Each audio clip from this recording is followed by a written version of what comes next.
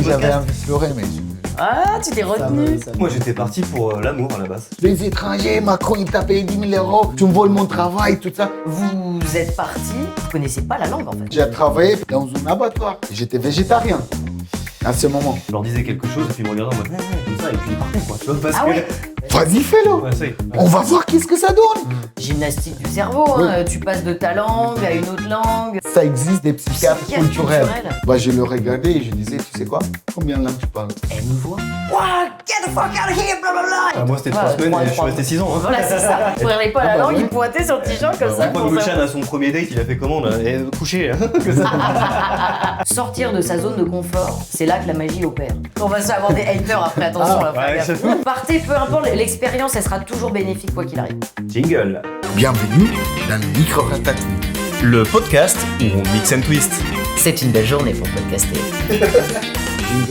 Jingle bells, Jingle all the way. Oh, what fun it is to ride you on a open sleigh. Hey, ok, quand tu veux mon jeu. On va parler de la vie d'expatrié. Les gens voient souvent la vie d'expatrié comme une nouvelle aventure, quelque chose de sympa. On va apprendre une nouvelle langue, une nouvelle culture. Mais ce qu'ils voient pas, c'est souvent qu'il y a aussi beaucoup de galères. Aujourd'hui, on va vous parler de nos expériences en tant qu'expatriés, de ce qu'il y a de positif, mais aussi les grosses galères que ça peut être. Je suis Julien. Je suis Luciane. Moi c'est Noémie. Bienvenue dans le micro-ratatouille. Bon, trop bien, c'est trop cool de parler de ce petit sujet là, parce qu'on a tous les trois vécu à l'étranger. Toi Ouais, actuellement, moi, je vis encore. Toi, Je suis encore en export. T'es en plein dedans, toi.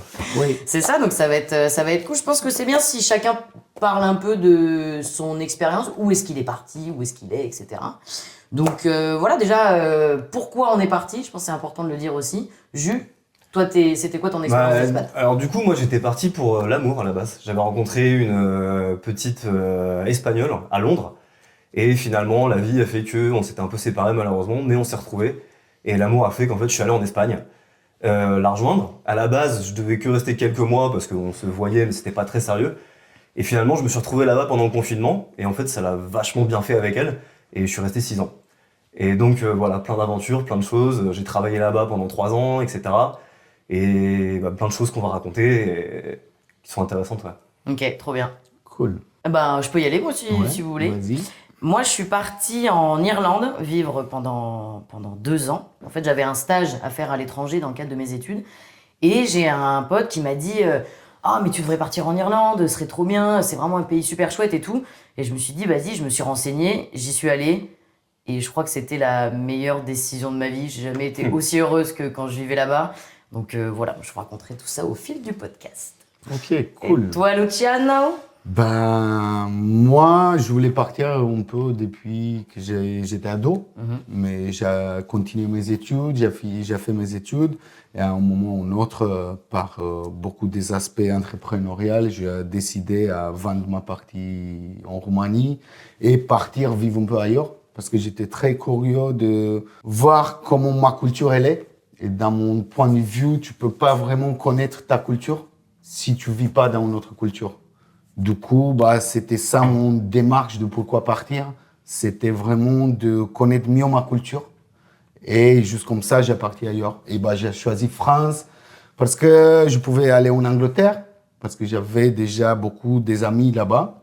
Mais j'ai choisi France parce qu'il y avait pas la langue. Je connaissais pas la langue. Du coup, je me suis dit, si je pars dans une galère, dans une nouveauté, j'ai envie à apprendre un peu tout, du coup apprendre une nouvelle langue, etc. Et du coup aussi, comme je suis artiste, j'ai choisi la France parce que dans mon point de vue, la France c'est un nucléaire multiculturel de l'art. Et voilà. C'est vrai. Mais on va parler plus Super intéressant. pendant le Ok. podcast.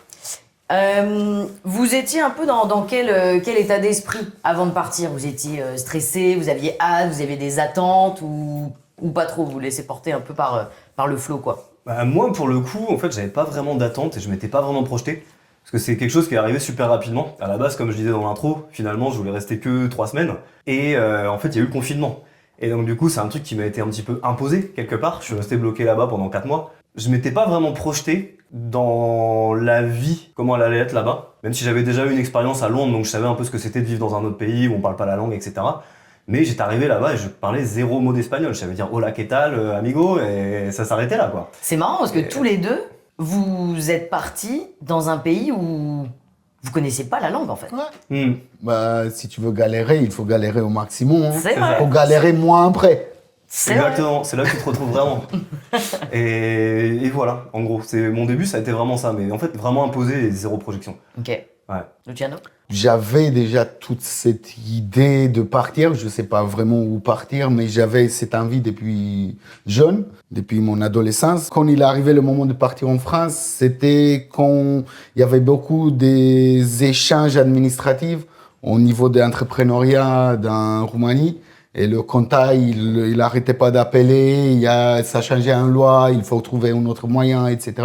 Et du coup, à un moment ou un autre, j'ai dit, tu sais quoi, même si je vais être riche là, je vais être hyper fatigué parce qu'à compte de roue, il y a le stress. Et j'ai envie à me découpler de ce stress. Et du coup, en 3 mois, j'ai vendu mes trucs et j'ai parti. Ok, Ça a été C'était déjà... vraiment brusque. Oui, j'ai annoncé. Bah, en fait, il y avait la graine depuis mon adolescence, Ouais. mais le boost, ça a été vraiment l'administrative roumaine. Merci la Roumanie et à sa administration. Je suis là maintenant. c'est ça, ok. Et toi, Nono? Eh ben, moi, alors, j'appréhendais dans le sens où j'avais jamais vécu à l'étranger. J'étais déjà partie dans d'autres pays, à l'étranger, tout ça, mais j'avais jamais vécu longtemps, loin des parents, loin des amis, de la famille, tout ça. C'est quelque chose que j'avais jamais vécu. Donc, léger stress, mais en même temps, j'avais hâte parce que je suis une amoureuse de l'anglais. Depuis que je suis gamine, je suis amoureuse de cette langue. Je sais pas pourquoi, j'ai toujours eu cette idée de cette langue qui est théâtrale, qui est chouette, qui est sympa, qui est fluide et tout. J'ai toujours adoré ça, donc j'avais hâte en fait de l'approfondir encore plus là-bas, parce que j'avais déjà, moi du coup, contrairement à vous, sans me lancer des fleurs, mais j'avais déjà un très bon niveau d'anglais avant de partir. J'avais fait anglais sup, tout ça, j'avais déjà un très bon niveau, donc je voulais le perfectionner. Moi, c'était l'idée. Et un pays anglo-saxon, j'avais eu du coup des bons échos sur l'Irlande. J'ai dit, bah vas-y go, on prend ça quoi. Et j'ai réussi à y aller direct quoi. Donc j'étais content. Qu'est-ce que ça a été toute l'adaptation que vous avez vécue en arrivant là-bas? Bah moi au début c'était facile dans le sens où je suis arrivée, j'étais pas la seule de ma fac à partir à Dublin en Irlande. Donc j'étais en coloc déjà avec un de mes potes de fac, donc ça aide un peu. J'avais d'autres potes qui étaient là aussi. Et au final on s'est pas tous vus tant que ça. En fin de compte on s'est vite séparés parce que j'ai fait d'autres rencontres aussi dans le cadre de mon travail. Donc quand je suis arrivée, bah, au début c'était cool. Bon, t'arrives évidemment, la pinte de Guinness, t'es content quoi. Et tu commences à rencontrer les gens et tu te dis, oh je pense que ça va être cool. Parce que je me suis fait hyper bien accueillir en fait. Les Irlandais, ils sont accueillants, chaleureux, ouverts d'esprit, ils se prennent pas la tête. Et un truc qui est vachement bien quand t'es français, les Irlandais, ils se plaignent pas. Ah Le ouais français se plaint énormément, ça fait Ah partie de notre culture. Hein, tiens. Ça fait partie de notre culture, c'est vrai. Et les Irlandais se plaignent pas. Et du coup, ça, moi, j'avais trouvé ça génial. Je me suis dit, ça va être fun. Je me suis assez bien adaptée, je pense, au départ. On a beaucoup de similitudes avec la Bretagne, parce que, à savoir, on est tous les trois en Bretagne. On a beaucoup de similitudes sur les gens, sur les paysages, sur le temps. On va pas se mentir, le temps en Irlande est très similaire à notre jolie Bretagne. Donc là-dessus, j'ai pas eu un choc quand j'y étais. C'était plus me dire, ok, là, il va falloir que je switch mon cerveau au niveau de la langue assez vite, quoi. S'adapter, c'était plus ça, se reprendre l'adaptation de entendre de l'anglais tout le temps au quotidien. C'était plus ça. Mais après, ça a été assez fluide au fil du temps, quoi. Et toi, Julien? Moi, c'est marrant parce que c'est un peu l'inverse de toi quelque part. C'est vrai que moi, je suis arrivé là-bas, je connaissais absolument personne, à part ma copine de l'époque, du coup. Et heureusement, pendant le confinement, elle m'avait fait des cours d'espagnol tous les soirs pour justement m'aider à me préparer à la vraie vie, on va dire. Mais en fait, j'avais vraiment très peur de m'affronter avec les Espagnols. C'est-à-dire que parler avec elle, j'étais en confiance, il n'y avait aucun problème. Mais justement, sortir de chez moi et juste aller à la boulangerie, enfin, il n'y a pas de boulangerie là-bas, mais aller faire mes courses, c'était vraiment très compliqué pour moi au début. Et donc le début a vraiment été compliqué dans ce sens-là, parce que quand tu ne parles pas la langue, évidemment, c'est plus compliqué de faire des rencontres, des amis. Je connaissais pas de français là-bas. Et donc ouais, le début a été un petit peu compliqué pour moi. En plus, il fallait que je trouve un travail, donc très compliqué de trouver un travail si tu parles pas la langue. Donc ouais, début difficile, voilà. Et toi, Luchan?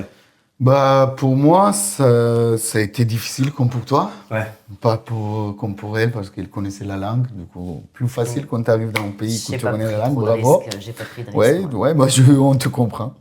Moi, je te oui, comprends. ouais, c'était assez difficile parce que, oui, je pensais vraiment, comme je parle anglais aussi, quand j'ai arrivé, j'ai fait un peu Paris, Rennes, etc. Et j'ai arrivé à Quimper. Et bah, quand j'ai arrivé à Quimper, je pensais que dans la zone Bretagne, on pas connaissant que la Bretagne, elle est avec la France, etc. Moi, je pensais vraiment que c'est la cousine de l'Angleterre. Bretagne. Et en plus, vous dites que cousins, etc., avec les Celtes, avec des choses comme ça. On est plus cousins avec les Irlandais, justement, que les Anglais. Ouais, mais du coup, moi, je pensais que ça parle plus anglais vers cette côte, vers cette partie. Du coup, j'avais venu vers ici. Et bah, quand j'allais me faire mon premier compte bancaire ici, j'ai vu que ça parle pas anglais parce que la dame, elle a couru pendant 2 heures dans les bureaux des autres collègues qui parlaient un peu anglais pour prendre les mots pour venir me parler. Du coup, ouais, l'adaptation, ça a été assez rude parce que tu te retrouves avec ta solitude. Ouais. Tu te retrouves avec toutes tes pensées que tu l'as laissées derrière pendant que tu es avec tes amis, etc. Mais là, j'étais, on va dire, pour la première fois devant moi-même sans avoir des excuses. Okay. Parce qu'on peut trouver assez rapidement des excuses dans les amitiés, dans tout ça, pour pas avancer avec notre vie. Et du coup, là, je savais que c'est moi contre moi-même. Je savais que je vais passer par la dépression. J'ai fait un petit plan avant, mentalement, pour être sûr que je vais réussir. Et je me suis donné un plan 1 an pour voir si je réussis à m'accommoder avec la langue, avec la culture, parce que le choc culturel, il est assez bien encadré quand tu changes vraiment un pays. Et en plus, quand tu changes un pays ex-communiste, qui est assez jeune dans la démocratie, par rapport à un pays qui, on va dire, il a né un peu la légalité et la liberté sociale, surtout la partie européenne. Du coup, oui, le début et le choc culturel, il a été assez rude. Mais l'immersion, il s'est fait. L'immersion, il s'est fait parce que je me suis laissé aller. Mais les premiers 6 mois, je n'ai pas sorti parce que je ne parlais pas la langue. Mais après 6 mois, je me suis dit, vas-y, comme on a discuté dans l'autre podcast, je me dis, vas-y, il faut que je sorte, il faut que je fasse des erreurs. Parce que sans faire des erreurs, je n'apprenais pas la langue, forcément. Bien sûr. Mais j'avais une question par rapport à ça, parce que le français est connu pour ne pas très bien parler anglais en général et ne justement pas très bien intégrer les personnes qui viennent. Par exemple, je pense qu'on a déjà tous vécu ça, je vais plus parler à Julien à ce moment-là, on a tous déjà vécu ça, où on a un ami étranger qui vient, ou autre, on est, je sais pas, au bar avec des copains, il parle pas du tout français, et donc les gens essayent un petit peu de parler anglais avec lui, mais au bout d'un moment, le français revient très vite au galop, et la personne se fait mettre de côté. Et surtout avec de l'alcool, etc. Tu sais, t'as vite fait de reparler en français. Et ça dépend, parce que souvent on dit l'alcool désinhibe, et donc on a trop envie de parler anglais, nanana. Ouais, mais quand t'essayes de t'intégrer, c'est pas vrai. Pour l'avoir vécu. Non, ça c'est... Ouais. Et donc toi, Lucian, là-dessus, est-ce que t'as mal vécu le français qui t'accueille au niveau de la langue et de... Est-ce que le français était assez patient avec toi? Oui et non, ça dépend. J'ai eu des amis, un de mes meilleurs amis, avec lui, il m'a connu sans parler le français, il m'a connu en train que je parle français, et maintenant, quand je parle le français couramment. Du coup, il y a beaucoup de gens qui ils vont pas se donner l'énergie à l'être à l'écoute, parce qu'il y a un autre accent, parce que tu vas déformer un peu le mot, mais sincèrement, le squelette de mots, il est là. Tu sais la racine de mots. Tu peux comprendre un peu, même s'il a fait une petite faute. Il y a beaucoup qui sont très fiers, je pense, par rapport à la grammaire et tout ça. Du coup, ils donnent pas le droit à une personne qui l'apprend à se former, à faire des erreurs. Mais aussi, il y a eu beaucoup de personnes qui ont été là dans une critique constructive pour moi. Parce que moi aussi, je l'ai demandé. J'ai demandé d'être en critique constructive. Parce que même maintenant, je sais que je fais quelques erreurs. Hein. Il n'y a pas de souci, j'apprends encore. Notez toutes les erreurs en commentaire, comme ça on aura plein de commentaires. Yes. Et juste comme ça, on peut avancer. Mais il faut se laisser dans cette partie de faire des erreurs et avancer, quoi. Et c'est marrant que tu dis ça, parce que moi, je pense faire partie de ces gens qui, s'il y a des étrangers qui sont là, moi je vais venir les chouchouter en fait. Moi je vais plus faire partie de ces gens-là, mais parce que T'as voyagé. j'ai voyagé et parce que j'ai vécu, je me suis mis à leur place en fait aussi, à être dans l'inverse, même si bon, par exemple l'anglais, voilà, ça va pour moi, mais il y en a qui sont pas patients. En Irlande, ils sont hyper patients et ça c'est super aussi, tu vois, parce que l'Irlande est un pays très cosmopolite. Enfin, Dublin est très cosmopolite dans le sens où il y a vraiment des gens qui viennent des quatre coins du monde pour venir travailler. Alors déjà parce que c'est facile de travailler là-bas, il y a beaucoup d'opportunités, etc. Pour toutes les personnes qui cherchent à partir dans un pays anglo-saxon, l'Irlande c'est plutôt pas mal pour ça. Et en fait, il y a des gens qui arrivent et qui parlent pas très bien l'anglais. Les Irlandais, moi j'ai trouvé qu'ils étaient très patients, très à l'écoute et ils faisaient l'effort de parler beaucoup plus lentement, pour que ce soit plus facile de les comprendre, etc. À savoir que l'Irlandais a quand même un accent bien marqué, en fonction des endroits en Irlande aussi. Et franchement, là-dessus, on peut les respecter parce que ça aide beaucoup. Le fait de se sentir écouté, le fait de se sentir compris, qu'ils prennent du temps pour nous, moi je trouve que ça, c'est vraiment chouette, quoi. Ouais, mais comme tu dis, je pense que c'est parce que tu étais dans une très grande ville, super cosmopolite, avec des gens de toute origine, etc. Moi, justement, j'étais plus dans une ville, c'était Santander, au nord de l'Espagne, donc une ville de taille moyenne, je dirais. Mais le truc, c'est que les gens voyagent très peu là-bas. Et donc, justement, ils ne savent pas comment accueillir les gens, parce que c'est des gens qui n'ont pas vraiment voyagé. Et donc, du coup, déjà, ils ne parlent pas, enfin, très peu parlent anglais. Français, laisse tomber, ils en ont fait un peu à l'école, mais comme nous, on fait de l'espagnol et ils parlent très mal le français. C'est vrai qu'au début, je me suis senti pas accueilli. Enfin, je me rappelle de plein de scènes où je parle avec des gens, je vois qu'ils comprenaient pas ce qu'ils me disaient, mais ils me le disaient pas.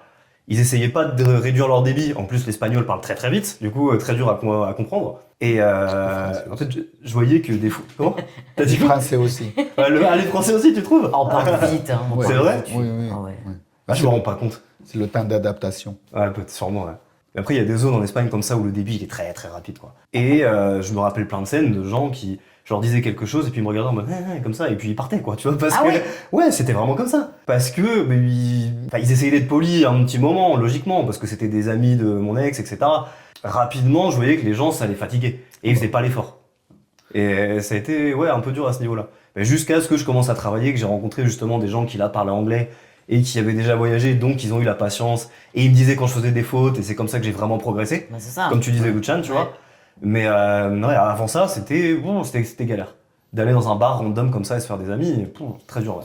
Ah bah, oui, pour moi, les premiers 6 mois, ça a été inexistant ça. Après, les prochains 6 mois, j'ai commencé à sortir un peu. Du coup, j'ai commencé à avoir 2-3 connaissances, sortir au bar avec eux. Mais je me rappelle, quand je sortais au bar, je ne me laissais pas plus de 1-2 heures parce que c'était très fatigant. Ouais. Parce qu'il fallait que j'écoute tout et que je le traduis. Et dans le même temps que je trouve un bon réponse avec la masse de vocabulaire que j'ai. Mm. Et c'était pas tout à fait simple des fois. Du coup, je restais 1 heure comme ça et je partais et j'avais l'impression que j'ai bossé 7 heures dans la boucherie. Ah non, c'était... Et t'avais pas mal au crâne? Ah Moi, oui, je me oui. rappelle les mal de tête que j'avais à la fin d'une soirée. Ouais. Et pas à cause de l'alcool, hein, mais à cause des gens qui parlaient et essayaient non. d'assimiler. Comme Bah tu oui, dis, ouais. c'est la nouvelle connexion des synapses neuronales qui se forment. Du coup, t'as trop mal. Ouais, c'est ça. C'est gymnastique du cerveau, hein. Tu passes de ta langue à une autre langue, t'essaies de retraduire dans la tienne, de que ce soit compris. Moi j'ai vu pareil, hein, des journées où à la fin t'es là. Et encore, tu parlais bien la langue. toi. Oui, mais quand même, ça reste Ouais, pas quand ma même. langue native. Ouais. Lucien disait ça au dernier podcast aussi, il parle pas dans sa langue native. À la fin du podcast, t'as vu le mal de crâne qu'il avait. Et parce c'est que vrai. la réflexion, elle est énorme. Et en plus sur un sujet assez important. Peu importe, en fait, toute la journée, quand tu réfléchis dans 2 langues en même temps, c'est pas le plus simple. Oui. C'est comme Non, avoir 2 plaques vidéo qui travaillent dans le même temps. C'est ça, ouais. Du coup, mais ça fait du bien aussi.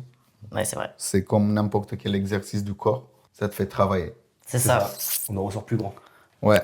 Est-ce que, tant qu'on reste un peu là dans l'adaptation, tout ça, vous avez une petite anecdote un peu gênante ou une sorte d'incompréhension avec des ouais. gens? En parlant de ça, donc j'habitais, comme je vous dis, à Santander, j'avais une voisine qui s'appelait Mamen. Bon, déjà, ce Mamen, ça me faisait rire, elle parlait pas anglais, je disais, hey, Mamen, enfin voilà, c'était rigolo, tu vois. Et un jour, je rentre des courses, donc j'avais 3 gros sacs comme ça, super remplis, un pack d'eau, machin. Et elle me regarde, elle me fait, ah, t'as plein de sacs sur toi, etc. Et en fait, j'ai voulu lui dire, ouais, t'as raison, maman, je suis chargé comme un âne. Et en fait, je lui ai dit, estoy cargado como un ano. Et ça veut dire, je suis chargé comme un anus. Tu sais ce que je veux dire? Et donc, en fait, elle m'a regardé en mode, quoi? Tu vois? Et elle a pas rebondi dessus, mais des petites situations comme ça un peu gênantes qui peuvent arriver, c'est. Le mec a essayé et joué. Bah, c'est ça. Et en plus, c'était un moment où je sortais d'un cours d'espagnol, je me suis dit, vas-y, je vais faire une phrase un peu stylée, tu vas voir. Tu vois, Ça a pas marché. et ça n'a pas marché du tout. Ça marchait, mais juste, il fallait que tu mettes anus constipé. Quoi. Bah, ouais. C'est ça. Ah. Luciane, t'en Cool. as une toi? Une petite anecdote un peu gênante? Moi, une petite anecdote un peu gênante, si je réfléchis, quand j'ai arrivé au tout début, ça peut être toute la partie de rencontre Ok. avec des autres personnes ou des autres sexes.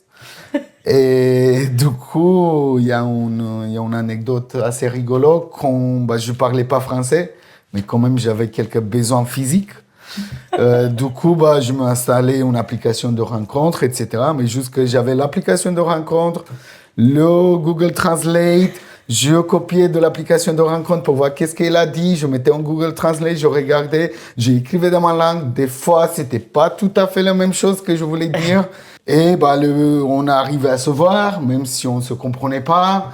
Et ça a été assez rigolo, on va dire, quand tu fais l'amour comme les muets parce que tu parles pas, tu sais pas dire moi je veux ça, non, c'est un découvre à la mouette quoi. Tu fais le langage des Ouais, signes mais, un hey, peu. ouais, quoi. T'as réussi quand même. Ouais. Bien Ah joué. oui, oui, bien. sans discussion. Voilà, je pense que c'est un de mes trucs. Ok. Ah, c'est marrant. Et pour toi? Alors moi j'ai une anecdote qui est pas gênante, mais où on est plus sur un choc culturel entre guillemets. Quand j'étais à Dublin, c'était l'époque où ils essayaient de faire passer le vote pour le mariage pour tous, mariage Ouais. gay en l'occurrence. En Irlande, la religion c'est très important, voilà, peu importe les générations, plus les anciennes générations, mais voilà. Et en fait, on avait tous récupéré des sortes de stickers à mettre sur nos vestes, nos manteaux, nos t-shirts, machin, avec I vote yes, blablabla, enfin, avec des couleurs, le drapeau de la Gay Pride, machin, enfin peu importe. Et je me balade dans la rue, il y a une mamie, une vieille dame quoi, qui passe sur le trottoir, elle me voit. Wow, get the fuck out of here, blablabla. Elle voulait arracher mon sticker de mon truc et tout parce que no, we don't do this here, on fait pas ça ici, il y aura jamais ça, nanana, non, et tout. Oh, j'étais là, wow, j'étais choquée, elle m'avait fait peur la mamie, tu sais. Alors, moi j'étais juste là en train de soutenir une cause qui, voilà, à laquelle je tiens, tu vois, et puis putain, je me suis fait arracher mon truc par une mamie, quoi, tu sais, genre... ça, c'était... Sur le coup, ça m'avait un peu choqué. Mais au final, le vote est passé et j'en étais ravie. Donc j'ai pensé à la mamie après, j'ai fait... Tiens, voilà. Et voilà, mon anecdote. Et donc, du coup, est-ce que vous avez eu un peu des moments difficiles, des chocs culturels, quelque chose qui vraiment vous a marqué? Moi, je dirais ce qui a été difficile, et je sais pas si c'est prouvé, mais j'ai entendu ça beaucoup, le blues des 3 mois. Quand t'es dans un pays étranger, à partir de 3 mois, tu commences à être triste, nostalgique, ta famille te manque, tes amis te manquent, nanana. T'y es bien, hein, mais il y a ce petit côté triste, quoi. Et ça, je sais que moi, je l'ai vécu, et c'est marrant, mais c'était un peu tous les 3 mois que j'avais ce truc-là. Au bout d'un certain temps, ça a commencé à s'estomper, mais je l'ai eu à plusieurs reprises, ouais. Parce que même si t'y es bien dans ton pays, t'as commencé à t'accommoder, voilà, t'as ton travail, t'as tes potes, etc. T'as toujours l'impression que tu vas louper des choses. Il se passe des choses à la maison. Il y a des gens qui se marient, il y a des gens qui ont des enfants, il y a des anniversaires, il se passe plein de choses. Et même si, bon, aujourd'hui, voilà, on peut faire des visios, des machins, c'est pas pareil. Tu serres pas tes proches dans tes bras, t'as pas les odeurs de chez toi, de ton lit, de ta maison, j'en sais rien. Il y a plein de choses qui manquent un peu aussi, quoi. Pour moi, les moments difficiles, ce ont été beaucoup. Plus difficile, c'est quand je me suis rendu compte que même si tu as une capacité neuronale extraordinaire, dès que tu arrives dans un autre pays et tu parles la langue, tu redeviens l'idiot de la classe. Parce que même si tu as envie de dire des choses, avec une masse très, très petite de vocabulaire, tu peux pas t'exprimer. Et du coup, ça a été un gros choc, mais aussi qui m'a rapporté à rentrer dans une transition identitaire où j'ai commencé à travailler sur moi beaucoup pour apprendre de plus en plus des mots. Comme en plus, je venais d'arriver à mes 27 ans. Du coup, quand même, j'avais pas tous les bases que tous les autres participants dans la société française. Du coup, il a fallu que j'apprenne un peu des bases de tout.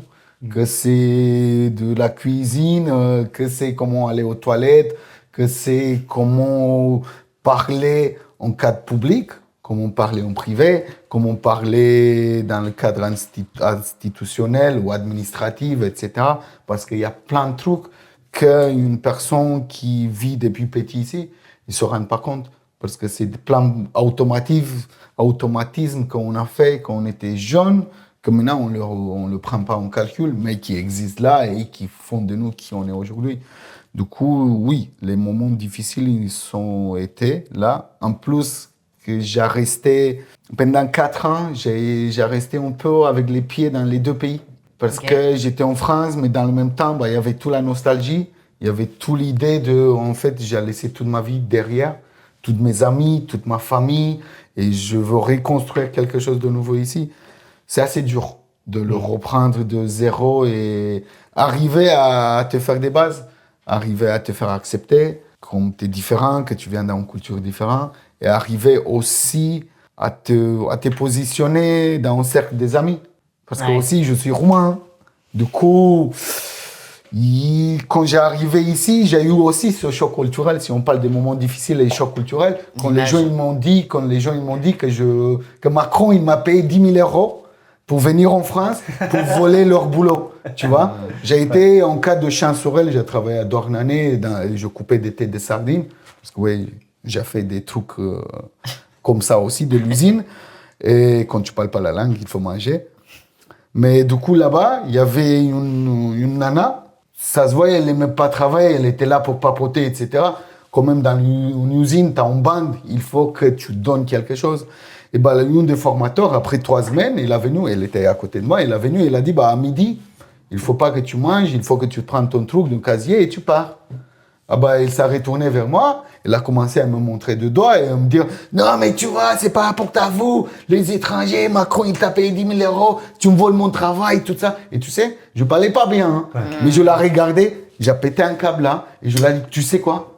Si moi, sans parler la langue, sans connaître ta administration, sans connaître ta culture, rien, je peux travailler dans ta usine, ça veut dire que le problème, c'est chez toi, c'est pas chez moi. » Le problème, il vient et il est assez personnel. Du coup, oui, il y a eu plein de moments difficiles qui m'ont détourné. Mais dans le même temps, moi, j'ai une expression qui me guide beaucoup dans cette vie et qui dit que dans une grande forêt, on a des beaux arbres, des magnifiques arbres, mais aussi des parasites. Il faut maintenant, moi, quand je rentre dans une forêt, je cherche pas trop les parasites. Je cherche de me éblouir avec toutes les grands arbres, toute la majesté de la forêt. Du coup, j'ai appris un peu la même situation ici. J'ai dit, non, c'est juste une petite personne qui n'envie pas comprendre, qu'il faut qu'elle se regarde plutôt vers elle que vers l'extérieur et qu'il faut qu'elle travaille avec elle. Du coup, voilà. Donc, tu as réussi, pardon, je te coupe, tu as réussi à ce que ça ne t'affecte pas trop, qu'on puisse te dire ça, qu'on puisse avoir en fait une forme de racisme envers toi. Si tu veux être dans notre culture ou notre société, on sait que le racisme, il existe. Hein. Je me suis pris voleur de poulet, pourquoi tu es là, pourquoi tu fais pas la manche, etc. Parce que la mass média française, elle a montré que les Roumains, ils sont juste des voleurs, etc. Pas pour la minorité qu'on a dans notre pays, les gypsies. Et du coup, ça t'affecte beaucoup, tout ça. Mais aussi, il faut que tu connais un peu ton but. Qu'est-ce que tu as envie à faire? Et je reviens à une autre expression, cette fois-ci c'est roumaine, une expression roumaine. On dit que l'ours il marche et les chiens il aboie. Mais l'ours il s'arrête jamais à chaque aboiement de chien. Parce qu'il s'arrête, il va pas arriver à son miel. Il va pas arriver à trouver sa nourriture, etc. C'est pareil avec nous. Si on tourne l'oreille à chaque fois que quelqu'un il nous parle quelque chose de négatif, ça veut dire qu'il faut qu'on mette à la même échelle que cette personne. Du coup, il faut des fois descendre quelques niveaux plus bas. On a été tous à peu près à ce niveau. Mais il y a des personnes qui montent, il y a des personnes qui restent bloquées là-bas. Du coup, moi, quand je vois une personne qui me parle mal, je sais où elle est positionnée, juste. Et j'accepte qu'elle est positionnée là. J'accepte qu'elle me voit comme un danger. juste parce que je peux faire des choses et elle ne se donne pas le droit de faire des choses, parce qu'on revient à l'idée de tu te donnes le droit de faire ou tu te donnes pas le droit de faire. Il y a une forme de jalousie, un peu, au final. Bah, ça rentre dans cette partie, oui. Il y a une forme de jalousie aussi. Parce que je peux me poser la question aussi. J'ai pensé à cette nana et me dire, oui, si tu sors pas de ta commune, si tu sors de rien, tu es affecté un peu par la masse média, etc. C'est normal qu'une personne qui vient d'une autre culture, etc., et il te vole ton travail, tu vas avoir un mal regard vers cette personne. Parce que la société n'a jamais posé la question envers nous-mêmes. Comment moi je peux grandir? Comment moi je peux rapporter quelque chose à la société? Tu vois? Tous on veut un bon village, hein, mais on n'est pas tous des bons villageois. C'est beau. Il faut regarder un peu à qu'est-ce que nous on peut apporter au village, à la communauté, que c'est quartier, que c'est juste le voisinage, etc. Et c'est là où on peut changer un peu notre système de référence. Même si on est expat, pas expat, etc. Il faut juste qu'on est bon avec les autres. C'est beau, Luchan. J'ai envie de t'embrasser. Cette réflexion. Tu parles avec Louise. Je voulais pas te couper, parce Non. que c'était super intéressant, mais t'as dit un truc sur les toilettes, ça m'intrigue. Oui. Comment ça, les toilettes français, ils sont différents? T'as parlé à un moment C'était il y a longtemps. oui, c'était il y a super longtemps en plus. Ouais. Mais t'as dit, ouais, comment aller aux toilettes, etc. C'est différent les toilettes en Roumanie? Non, je vois pas où j'ai mis le toilette. T'avais dit. Si, à un moment, tu disais, il faut que j'apprenne les nouveaux trucs de quand t'arrives en France, et t'as pris plein d'exemples, et après t'as dit, aller aux toilettes, et t'as enchaîné sur autre chose. Bah oui, comment demander à aller aux toilettes? Ah, C'est l'idée. C'est l'idée, les trucs plus basiques. Non, mais ok, Les j'ai trucs compris. plus Ouais. basiques. Où sont les toilettes, quoi? Si, Ok. ouais, les trucs plus basiques, si on le connaît pas, bah ça arrive à être des trucs super difficiles. Oui, tu vois, Mais demander. t'es obligé de miner. Oui. C'est où le. Bah t'arrives à la mime. Ouais, c'est ça. En tout cas, quand tu Langage parles pas. universel. Vous avez jamais vu ça? Moi, j'ai vu un mec, il avait un t-shirt blanc et dessus, il y avait que des petits pictos avec manger, dormir, faire l'amour, machin. Et en fait, il pointait juste sur son t-shirt quand il était dans un autre pays et qu'il ne parlait pas la langue, il pointait sur le t-shirt comme ça. Je crois que Luchan, à son premier date, il a fait comment là? Couché. Hein, que ça a marché, tu vois. C'est clair. Si on veut rester un peu sur les moments difficiles à la limite et après on part sur autre chose. Oui.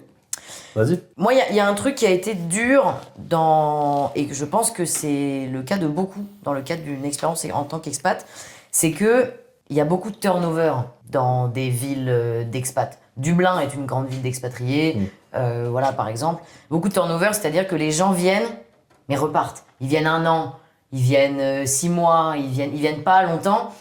Et en fait, à l'étranger, les relations sont tellement décuplées, je sais pas pourquoi, parce que c'est peut-être intense, c'est un moment que tu vis dans une vie, voilà, tout est tellement intense que dès que quelqu'un s'en va, t'es super triste en fait. Parce que, alors que la personne, tu la connais, moi au tout début, je suis arrivé, j'avais rencontré des gens 1 semaine, et puis eux, c'était la fin de leur stage, ils partaient, j'étais trop triste, je les connaissais depuis 1 semaine.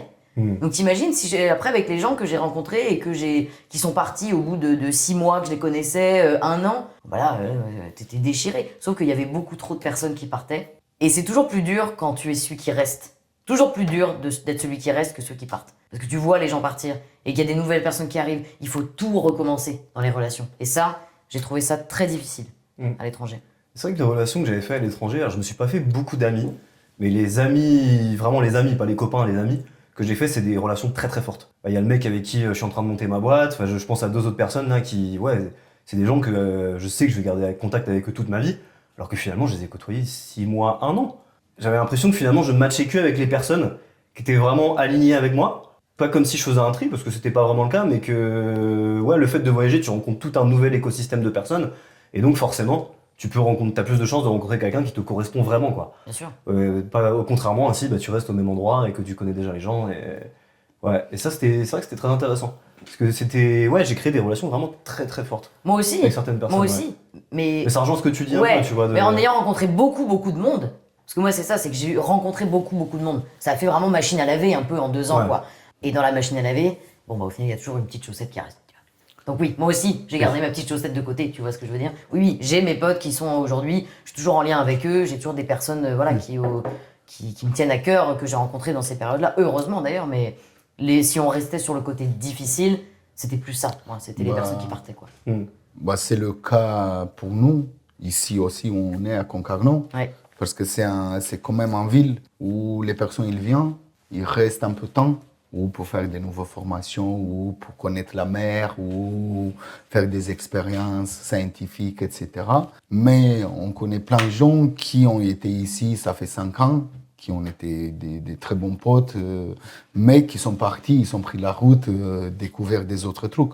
Du coup, je peux comprendre bien qu'est-ce que tu dis par rapport à ta partie d'expat en Irlande. Mais c'est marrant parce que à Concarneau, c'était pas comme ça avant. J'ai l'impression que Concarneau devient une petite ville d'expat maintenant. C'était pas le cas il y a 6 ans au moins, tu vois. Ça fait vraiment quelques années qu'il y a de plus en plus de jeunes qui débarquent, qui ont envie de trouver du boulot, comme tu dis, qui restent, puis en fin de compte, qui restent pas trop longtemps.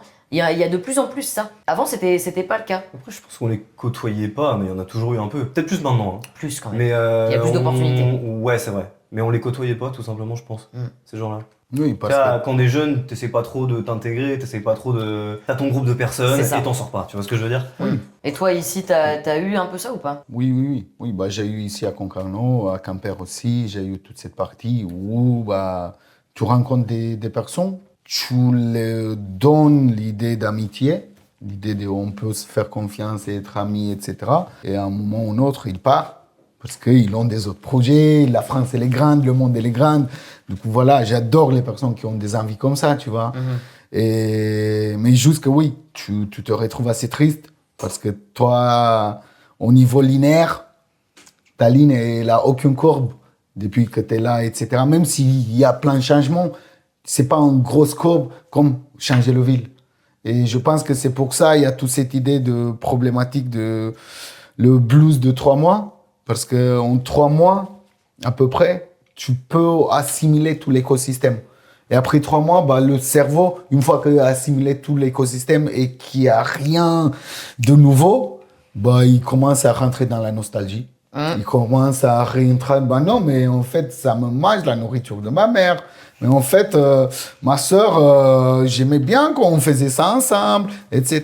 Et du coup, une fois qu'on lance la cascade, bah, il fait des multiples cascades. Du coup, on rentre dans nostalgie et mélancolie. Et du coup, on a envie à partir. Moi, je l'ai fait souvent. Où je me disais, non, je peux plus, etc. C'est trop dur sans ma famille, sans mes amis, sans tout. Qu'est-ce que je connaissais? En fait, j'arrivais là. Je me rendais compte que c'était juste mes fantasmes. Que la réalité, je le connaissais déjà. Et qu'en fait, je savais pourquoi j'ai parti. Mais je pense que c'est comme les reshoots. Tu as besoin de re-shooter un peu pour repartir mieux. Et je pense que c'est la même chose que cette partie de blues une fois à 3 mois. Tu as besoin un peu de ça pour que ton narrateur il te redit pourquoi tu as fait ce choix ou pourquoi tu as envie à retourner un peu. Parce que je connais et on connaît ici aussi des gens qui sont partis d'ici en Belgique, qui sont revenus, etc. C'est cette partie de nostalgie, c'est cette partie de racinage qui manque. On prend un peu de la sève de notre racine et après on peut repartir comme les arbres qui marchent avec leurs racines. On peut repartir et aller ailleurs. Et une fois que la sève, on commence à ressentir qu'il n'est plus dedans, ben on retourne à la source, on reprend un peu de la sève, on repart. Je pense que c'est, en tout cas, pour moi, c'est pour un étranger, pour un expat, c'est très élémentaire de tenir un peu à sa source, à ses racines, de ne pas les oublier, de dire non, je suis dans un autre pays, il faut que j'oublie tout ça. Parce que ça ramène des maladies mentales. Ça ramène des idées, mais en fait, je ne me suis pas intégré dans la culture où j'avais venu et je suis en train de me découpler de l'autre culture. Du coup, ça veut dire que tu es déraciné totalement. Du coup, tu es perdu. Tu te perds. Et je vois ça en France. C'est en effet assez tabou de parler de la multiculturalisme et comment on peut aider aussi les gens à se accompagner sur cette partie de racines culturelles. Dans quel sens? J'ai vu ça avec une psychiatre culturelle, une amie de moi de Rennes. Ça existe des psychiatres culturels. Oui. La France, c'est un pays qui accueille. Du coup, ça accueille beaucoup de cultures différentes. Du coup, beaucoup de maladies, ça ramène parce qu'on ne connaît pas les cultures. La psychiatre de Rennes, elle m'a donné un exemple assez simple. Une patiente qui elle a perdu son mari. Ils ont fait l'enterrement, etc. Mais jusqu'elle, elle venait d'une pays africaine où les enterrements, il avait une autre connotation. Du coup, il fallait faire quelques trucs de magie, des choses comme ça, mais qui c'est pur culturel, mais qui n'a pas pu le faire en France. Ok. Du coup, ça, il l'a mis dans une dépression acute. Elle savait même pas pourquoi elle est déprimée. Et juste que cette nana, il a discuté pendant des années avec elle, et ils ont trouvé qu'en fait, la seule dépression, pourquoi cette dépression est apparue, c'est qu'elle n'a pas arrivé à faire tous ces actes culturels qu'elle a vus quand elle est petite. Du coup, une partie de elle, elle pouvait plus être en terme avec la vie parce qu'elle n'a pas fait ce qu'il fallait faire. Et comme elle était dans une autre culture, elle ne pouvait pas prendre, je sais pas, le poulet, le couper et prendre le sang. Ouais. Parce qu'il y a plein de communions comme ça. Prendre le sang et dire, vas-y, l'esprit, il part, etc. En fait, ça pose la question de est-ce que tu dois t'adapter à 100% de la culture du pays dans lequel tu vas ou pas? Moi, j'ai pas été dans un pays où le choc culturel est extrême, mais il y en a d'autres, hein, en Asie ou en Afrique ou autre, en Amérique latine. Enfin, je sais pas, il y a différents pays où il y a des cultures qui sont, voilà. Est-ce qu'on respecte, à quel point on respecte la culture du pays dans lequel on va? Moi, je sais que en ayant voyagé en Asie, par exemple, là-bas, il faut se couvrir les épaules en tant que femme pour respecter là-bas. Et c'est de se couvrir les jambes aussi. C'est pas non plus être complètement couverte, mais c'est un respect. C'est un respect de la culture là-bas. Quand tu rentres dans des endroits religieux, d'enlever ses chaussures. Enfin voilà, il y a plein de choses, d'éléments comme ça culturels. C'est important, je trouve, de se renseigner avant, de savoir s'il y a des éléments importants comme ça où il faut respecter la culture de l'autre. Après, là, ce que tu disais par rapport à cette femme-là, enfin cette patiente-là, c'est plus qu'elle s'est empêchée de faire ce qu'elle fait dans sa propre culture, ou alors on lui a interdit de le faire. Je pense que c'est plutôt l'interdiction de le faire. Et du coup, en interdiction de le faire, tu sais que tu es un peu dénigré et que ta culture, elle est dénigrée. Tu vois, et on sait tous, on a tous cette idée de nous, on est civilisés et les autres sont sauvages juste parce qu'ils font quelque chose de différent de nous. C'est ça. Parce qu'à la base, c'est ça. C'est les cultures, tout ce qu'on a construit, c'est parce qu'on fait quelque chose de différent. Du coup, l'identité, elle est un peu différente. Mais on vit tous sur la même planète. C'est clair. Du coup, c'est juste qu'à un moment ou un autre, il faut comprendre qu'on peut faire tout ce mélange, même si c'est culturel. Et que ça développe des autres trucs vers notre avenir, quoi. Ah oui, ça apporte beaucoup plus de valeur que de se mélanger aussi, hein, et de se comprendre surtout les uns les autres. Pas de se dénigrer parce qu'on est différent, mais de se comprendre. Ouais, je suis d'accord. Mélange, la mélange en elle-même, c'est une forme de compréhension. Parce que dès que tu t'as mélangé, tu es curieux. C'est vrai. T'as un air de curieux de voir, je me mets de là, qu'est-ce que ça va passer? Voir comment c'est. Moi, quand j'ai arrivé en France, en Roumanie, on n'a pas beaucoup de personnes africaines. Du coup, moi, quand j'ai arrivé en France, j'ai vu beaucoup de personnes africaines, etc.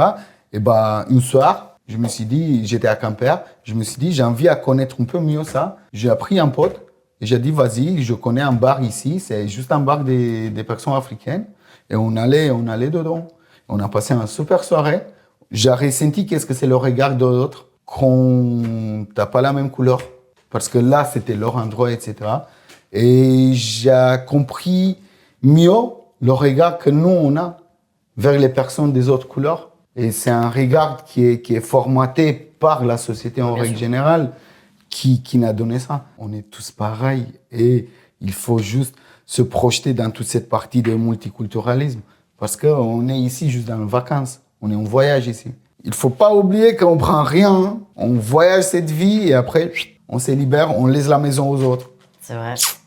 Terminé, bye bye. Bon, et ce qui est bien, c'est qu'au bout d'un moment, on se sent à l'aise, on se sent intégré. C'est vrai. Donc, vous, je sais pas comment vous l'avez vécu. Raconte-moi, Noémie, par exemple. Alors moi, c'est marrant parce qu'il y a un moment, donc déjà, je pense que je l'avais dit tout à l'heure, mais donc je commençais à rêver en anglais. Donc rien que ça, déjà tu te dis, ça y est, la langue, elle fait partie de moi, je suis dedans.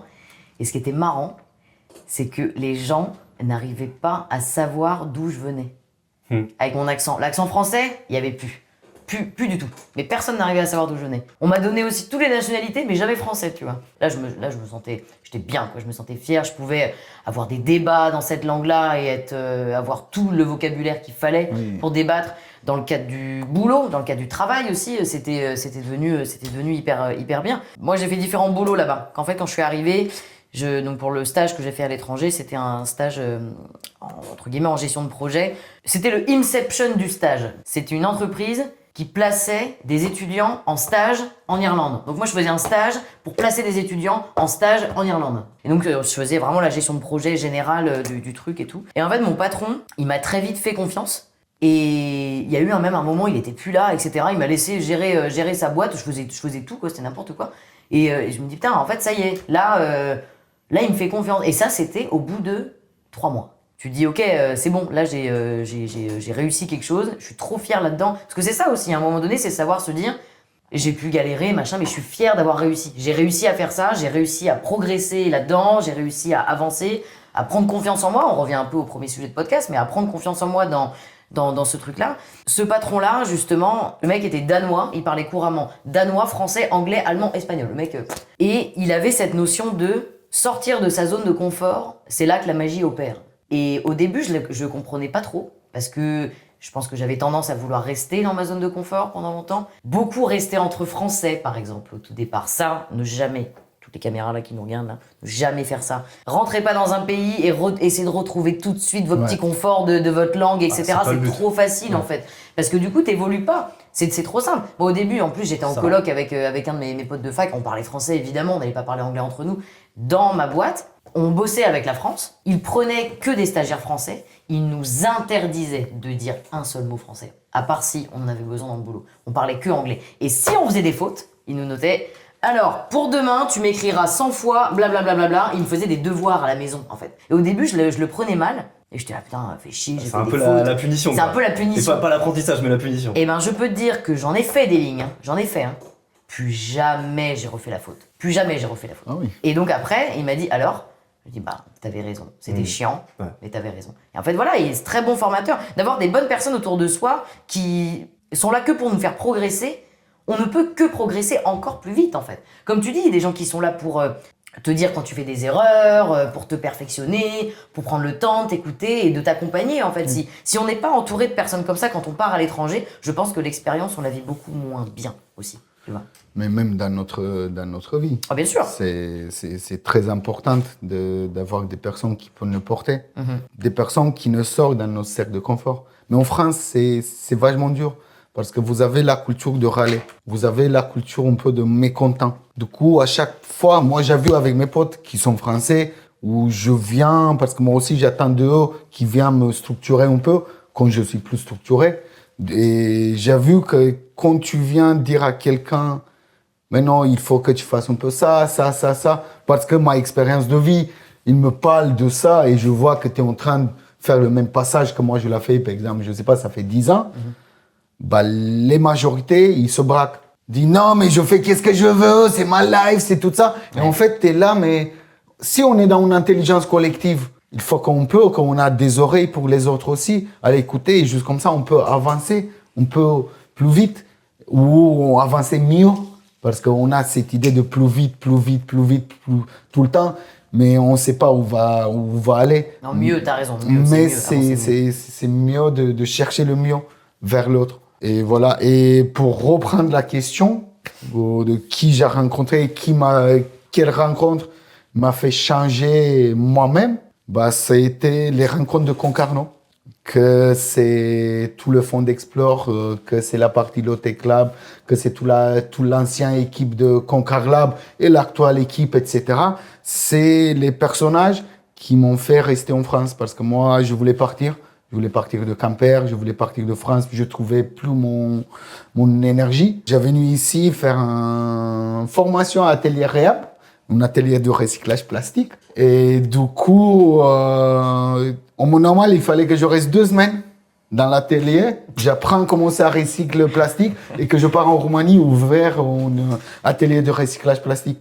C'est faux, je suis encore là. Voilà, ça fait 6 ans, ça fait 6 ans, ouais, 4-6 ans. Mais c'est là qu'on s'est rencontrés à peu près, hein, de toute façon. Oui, 2019, Oui, 2020, je sais plus, à peu près. Bah, c'est le moment où Nicolas, il était encore incubé Ouais, dans le câble Fab Lab, etc. Et c'est là où j'ai rencontré, en fait, toutes les personnes en vraie vie, même si c'était pas les mêmes personnages, mais c'était des personnes que je lisais avant. Des explorateurs, des scientifiques, des formateurs, des inventeurs comme Guigui. Ouais. Guigui, c'est Guigui. Amour pour toujours. Hein. Il y a plein de trucs comme ça. Des personnes qui, en fait, je me suis dit, j'ai envie d'être le plus stupide de tout ce groupe. Et du coup, j'ai resté. Et je suis encore là, Concarneau. T'es encore le plus stupide. Et Ah non. j'ai envie. C'est pour ça que je me cherche des groupes, parce que j'ai envie encore d'être le plus stupide du groupe. C'est intéressant. Parce que j'aime bien apprendre des choses. C'est comme ça que tu t'améliores. Voilà. Du coup, oui, pour moi, c'est pas juste un personnage, mais c'est vraiment une série de personnes qui m'ont dit, sans me dire, reste là, tu vas apprendre beaucoup de choses. Et toi? Après, t'as été payé 10 000 balles quand même. Pour venir. Par Macron. Ok. Merci Macron. Merci voilà. Macron pour les 10 000 Faut pas oublier, euros. quoi. Et les Roumains, si vous voulez, vous venez en France, Macron 10 000 euros, il signe direct, hein, à la frontière. Hein. On va se avoir des haters après, attention. là, faire gaffe. Oui, mais c'est pas ce qu'on dit. les haters aussi, ils ramènent, c'est ils ça. ramènent Les 10 000 euros, quoi. Bah oui. Et moi, c'était dans le cadre du taf. En fait, je me rappelle au début, du coup, c'était très compliqué de trouver un travail au début à cause de mon espagnol. Puis j'avais un accent super fort. Moi, je suis pas comme toi, Noémie, par exemple. Je t'ai déjà entendu parler en anglais et t'as pas d'accent. Il est très très bon ton accent. Mais moi, on sent bien mon bon accent français, quoi. Et donc, Ce qui fait le charme aussi. ça fait du charme, mais dans un cadre professionnel, ça peut être mal vu. C'est ça le truc. En plus, série et star, j'ai mis énormément de temps à comprendre comment ça marchait. Donc en fait, tu peux faire des erreurs qui sont super basiques et du coup, ça fait pas pro du tout. Donc j'étais souvent dans un travail où je devais parler avec des clients et en fait, tu peux pas, en tant qu'entreprise, embaucher quelqu'un qui parle mal la langue pour parler à des clients. Ça fait pas pro. C'est pas C'était quoi bien. comme job? Moi, je travaillais dans l'IA. En fait, en gros, le but, c'était d'aller dans des entreprises de clients et leur proposer des solutions en IA. Mais en gros, donc, il y a toute une partie de tu vas les voir, tu analyses leurs besoins, tu leur proposes une solution, etc. Mais bon, pour analyser les besoins, faut parler avec les gens. Et donc, ouais, il y avait quand même une grosse phase de communication qui était importante, mais au début, compliqué, quoi. Ils parlaient que espagnol? T'échangeais pas Tous même en espagnols. anglais? Ah ouais? Non, tous espagnols. Ok. Parce que là-bas, ils parlaient pas beaucoup anglais en vrai. Il y avait quelques-uns dans la boîte qui parlent anglais. Il y avait des gens qui venaient d'Angleterre, il y en avait 2. Mais sinon, non, c'était majoritairement tout en espagnol. Ouais. Au bout de 3-4 mois, je dirais, justement, mon boss, il vient me voir et puis il me fait, écoute, là, avec les clients, je peux plus te mettre au niveau des clients. Donc là, on arrête, on va te mettre sur un autre poste. C'est pas grave, t'inquiète pas. On savait les risques qu'on prenait avec toi. Il a été très compréhensif et ça a été cool. Et donc, il m'a payé une formation en espagnol. Et finalement, en 6 mois, je commençais à parler très très bien. Et du coup, il m'a remis à avoir des clients. Et là, c'était Et donc, en fait, c'est, la confiance qu'il a mis envers moi. Il m'a fait, ok, là, c'est bon, je suis intégré. Et c'est là, justement, où j'ai commencé à sortir avec les gens, que eux, par eux-mêmes, venaient me voir et me disaient, hey, Jus, on va boire un verre. Tu vois ce que je veux dire? Ou avant, c'était moi qui devais aller vers eux pour un peu forcer et je me sentais mal à l'aise de le faire. Parce que t'as pas envie de t'imposer non plus, tu vois. Et donc, ouais, c'est là vraiment le moment où je me suis vraiment senti intégré et c'était super agréable, ouais. Tu remercies cette personne aujourd'hui? Mon boss, il était génial en vrai. C'était vraiment le meilleur boss que j'ai eu de ma vie et ouais, il était très compréhensif et très dans l'écoute, ouais. Trop bien. David, si tu m'entends. Il parle pas français, mais. Vas-y, dis-lui en espagnol. T'es mejor jefe de toda mi vida. Te amo. T'as compris ce qu'il a dit? Non, je parle pas espagnol. Avec mon bon accent. Mais j'ai français, compris de l'amour et tout ça. Il a parlé encore de son anus là. C'est ça. Luciane, je pense que si t'en parles pas, tu vas te prendre une claque en rentrant à la maison. Ouais. Il y a une autre personne dans ta vie qui a fait qu'il y a des choses qui ont changé quand t'es arrivé en France, non? C'est pas quand j'ai arrivé. Non, quand t'es en France. C'est quand je suis en France, oui. Il y a Louise. Il y a Louise, ma chérie, ma femme. Parce que vous n'avez pas un nom pour délimiter le mari et la mariée. Vous dites femme. Ça, c'est pas naze, les Français. Ah bon? C'est pas faux, ça? Non, vous avez pensé, pas. ouais. Vous avez mari, parce que c'est un truc le mari homme, et tu femme, vois, c'est une et femme et la c'est une femme femme, aussi. tu vois. Mais C'est bon, marrant, ouais. nous, Putain, c'est vrai, ça? oui. Tu vois, on parlait du pouvoir des mots tout à l'heure. Nous, on a Dans un sauté, tu vois. On a mari et marié. C'est normal. Bah, en fait, en Ouais. France, la mariée, ça va être que le jour de son mariage.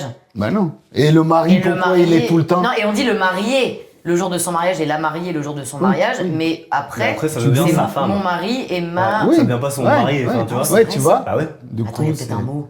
Bah non. Non, il n'y a pas. Ma T'inquiète, je vais compagne, il y a ma chercher. compagne. Ah, compagne, Ouais, c'est mais pas... compagne, c'est J'ai pas marié, cherché. c'est pas marié. Non, j'ai cherché, il n'y a Compagne, pas. c'est ma copine un peu sérieuse, quoi. Enfin, Ouais. Mon partenaire ouais, de vie. mon partenaire de vie. C'est ça. Eh ben, ceux qui veulent aller donner un petit tour dans le dico, là, trouvez-nous le mot. Parce que c'est vrai que là, ça va pas du tout, Ouais, ça. non, Putain, ouais. c'est dingue. Et je suis en train de penser en anglais, en espagnol, il y en a un aussi. Oui, oui, Ouais. oui. Et en français, il n'y a pas. Oui. Et en revenir au sujet, bah, c'est elle aussi qui a changé beaucoup. J'ai eu plein de copines en France, etc. Mais ça a été pour la première fois quand quelqu'un, il a voulu me comprendre. Du coup, c'est la première femme que j'ai dans ma vie française qui a voulu apprendre ma langue. Du coup, elle, et merci Louise, à chaque pause, elle apprend le roumain pour parler mieux, bah, bien sûr, avec ma famille, mais pour qu'on me comprenne mieux aussi. Et du coup, maintenant, ils me comprennent pourquoi je fais les erreurs, par exemple, de masculin-féminin. Ok. Parce que tous les mots en roumain sont les extrémités de mots en français. Ça veut dire que si en français c'est en féminin, en roumain c'est en masculin. Ah ouais. Du coup, par rapport à tout mon racinage des mots, bah, je fais des petits changements de masculin-féminin. Des ça. petits changements, Oui. du coup. Oui, tu vois. Là, tu vois. Et avec des exceptions, j'imagine, sinon c'est pas drôle. Oui, Donc, et du coup, bah, j'ai eu la chance de la rencontrer. Bah, comme elle est biologiste marin. Et là aussi, on va dire, Biologiste marine. plus de marine. Merci. Bah non, c'est normal. Et elle a plus d'ouverture vers les autres espèces. Parce qu'elle étudie des autres espèces. Du coup aussi, en cadre de humanité, bah, et je pense qu'elle a eu une plus grande ouverture à rencontrer quelqu'un où il connaît pas l'écosystème, il connaît pas la culture, etc. Vraiment comme une autre espèce. Et bah, je te remercie que j'ai devenu ton espèce préférée, Louise. Oh. Oh, c'est beau. Et oui, parce qu'ils se sont mariés il y a Oui. 2 mois. Oui, exactement. Il y a 2 mois, on s'est mariés. On est mariés. Et oui. Du coup, ouais, ça m'a fait plaisir et ça m'a donné, c'est le premier moment, parce qu'on parlait que j'ai été un pied dans ma pays, un pied en France. Bah, après que j'ai rencontré Louise et qu'on a choisi de créer vraiment quelque chose ensemble, je me suis rétracté vraiment mon pied de mon pays. Je me suis dit, OK, je sais que je vais pas retourner. Ok. Parce qu'il y avait toute cette idée de je suis très bien ici, mais quand même toute la nostalgie, ça me donne envie de retourner dans le pays, tu vois. Du coup, bah, non, maintenant, Concarneau, c'est ma maison. T'es français, ça y est. Je suis français. Je suis français. T'as trouvé ta personne spéciale. Exactement. C'est beau. Bah, du coup, pour faire le lien avec tout ce qu'on a dit, c'est que concrètement, quand on est arrivé dans un pays, on n'était pas le même, donc on en revient, je pense. Est-ce que aujourd'hui, vous avez l'impression d'être le même ou d'avoir changé suite à cette expérience en tant qu'expatrié? Je dirais que ça m'a changé, mais au niveau personnel et pas forcément culturel. Après, entre l'Espagne et la France, concrètement, il n'y a pas de grande différence culturelle. Donc, ça ne va pas être la même chose que toi, par exemple, qui est un pays Oui, ex-communiste. Enfin, voilà, ça a rien à voir. Si, après, il y a des petites différences quand même en Espagne, genre, ils mangent très tard, donc la vie se fait très tard. Tu vas dans un restaurant à minuit, par exemple, il y a des gens des gens même de 60, 70 ans, qui rentrent dans le restaurant à minuit. Et c'est vrai qu'ici, tu vois pas ça. Où il y a une plus grosse culture du partage aussi. Tu vas dans des restaurants, c'est très commun de faire des assiettes en commun, et tout le monde pique un peu dedans, etc. Et donc, ça fait réfléchir un petit peu sur comment nous on vit, mais bon, c'est pas un gros choc culturel non plus. Mais ouais, du coup, mon changement était plus au niveau personnel et développement que ça m'a apporté. Comme tu l'as très bien dit avant, c'est finalement, t'es obligé de te retrouver avec toi-même, il y a des grosses périodes de doute, des fois t'as envie de tout plaquer, de rentrer, etc. Mais finalement, tu ressors beaucoup plus fort de cette aventure. Et ouais, c'était génial de voyager. Et j'ai très envie de le refaire. Là, ma prochaine destination, je pense, ça va être en Asie. Je suis jamais allé en Asie, j'ai très envie d'y aller. Et justement, parce qu'ils ont une culture très très différente de la nôtre. Et là, je pense qu'il y aura un gros choc culturel. Parce que nous, on est quand même plus individualiste, je trouve, et eux, plus communauté. Et après, qu'on soit d'accord ou qu'on soit pas d'accord avec, je suis curieux du truc. Et donc, ouais, j'ai envie d'aller là-bas et ouais, ça m'intrigue. Tu vas kiffer. Ouais. Pour avoir été en Asie à plusieurs reprises, on va dire 1 mois à chaque fois, c'est enrichissant comme expérience. Ça doit. On voit plus les choses de la même manière en revenant en France. J'avais Franchement. vu une vidéo il y a pas longtemps, c'était une manifestation à Hong Kong, je crois. Ok. Et donc, tu as 10 000 personnes qui sont à une manifestation, ils balancent des cailloux sur des CRS. Et en gros, ils ont tous des casques, ils sont protégés.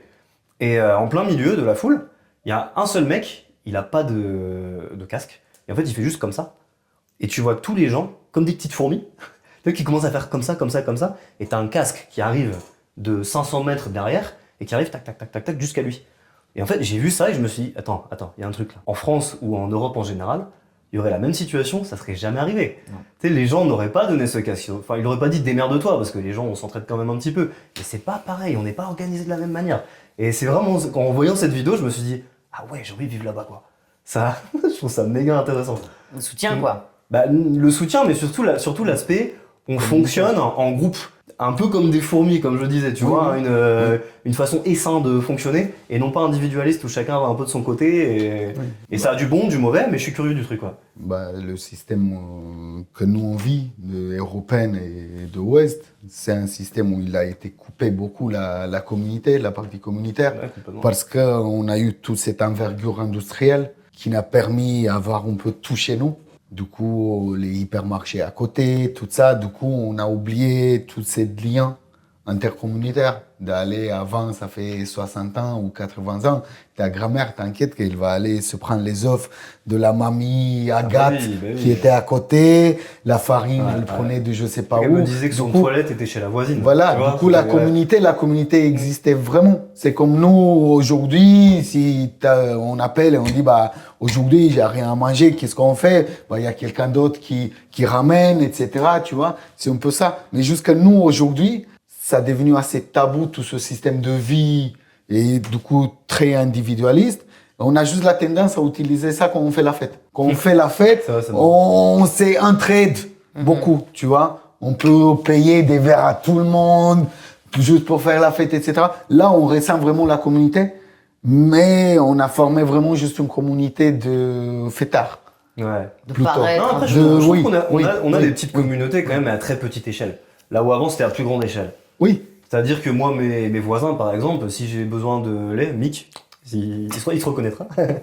Il sera là pour me dépanner, je le sais. Et lui, c'est pareil pour moi. Moi, bien sûr que je vais l'aider, il n'y a aucun problème. oui. Mais si quelqu'un que je connais pas vient me voir et me fait t'as pas du lait? Bah non, tu vois, je vais pas. Ouais. Mais pourquoi? Mais pourquoi, justement? C'est Pourquoi ça la question. Pourquoi Exactement. tu peux pas Et, donner tu vois, d'un truc que tu l'as, que tu l'utilises histoire pas, drôle. que c'est pas urgent? C'est vrai. Ouais. Histoire drôle. Avant, justement, j'étais un peu élevé comme ça en mode la communauté, il faut être sympa avec tout le monde, etc. Et je me rappellerai toujours, ça m'avait choqué. J'arrive à Brest, donc du coup première grande ville que je faisais de ma vie. Et donc en fait, je venais d'aménager un endroit et je me suis dit, je vais voir tous mes voisins juste pour me présenter. Oui. Tu vois ce que je veux dire? Et en fait, sur les 10 voisins que je suis allé voir, il y en a peut-être 8 qui m'ont regardé en mode mais tu fais quoi? T'es qui? C'est trop bizarre. Et après 2 avec qui je suis pote aujourd'hui, enfin que j'ai été pote après, et ça l'a fait quoi. Mais c'est vrai que ouais, le réflexe des gens, ça n'a pas été de dire ah bah nouveau voisin, trop sympa, on essaye de mettre un cadre de bien entente, etc. Non, ça a été genre pourquoi tu fais ça, c'est bizarre.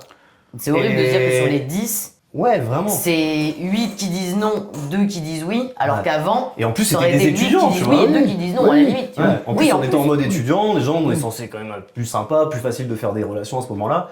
Et pas du tout. Ouais, Les mais gens on a- trouvaient ça bizarre. On a un gros écart entre cette génération que nous on a, où on est de plus en plus individuel et on oublie toute cette idée de société et toute cette idée de communauté, parce que la société, en règle générale, on a le mot société, il vient du mot communauté, c'est comme ça qu'on a commencé à le fonder. Et du coup, on a oublié ça parce qu'on connaît plus les agriculteurs derrière les rayons de marché, on connaît plus les producteurs en eux-mêmes. Ouais. Du coup, maintenant, on connaît juste les clairs, on connaît juste les grains des trucs, mais on connaît pas les âmes derrière. Du coup, les âmes derrière, comme on les voit pas, ils s'effacent de plus en plus. L'industrie vient robotique de plus en Tu peux plus. pas empathiser. Et du coup, on oublie cette idée d'impact. Toi, tu peux pas donner un peu de lait à une personne que tu ne connais pas parce qu'ils n'ont mis cette idée de doute et de sécurité, la société, tellement en nous, que maintenant on se doute de n'importe qui. Il toque à ta porte. Tu veux pas ouvrir. Oui, c'est vrai. Tu vois, qu'avant, s'il y avait quelqu'un qui toquait à ta porte, tu ouvrais, il te disait « j'ai faim ». Tu disais « bah attends, je regarde qu'est-ce que j'ai, Ouais. je te trouve quelque chose Et et, surtout je te si c'est fais. l'agriculteur, Ouais, comme tu dis, oui. parce que tu sais qu'il fait des patates pour toi, peut-être Oui. qu'il est en galère. Et Ouais, exactement. il y a un aspect de partage entre tout le monde, et donc tu vas le recevoir quelque chose en retour, quelque part. Même Oui. si tu le fais par bienveillance, évidemment, mais tu vas recevoir quelque chose. Oui, oui. À l'étranger, Oui. je trouve que, enfin, quand tu pars, là, pour revenir un peu sur le sujet, par exemple, quand tu pars à l'étranger, en tant qu'expat, t'es un minimum vulnérable.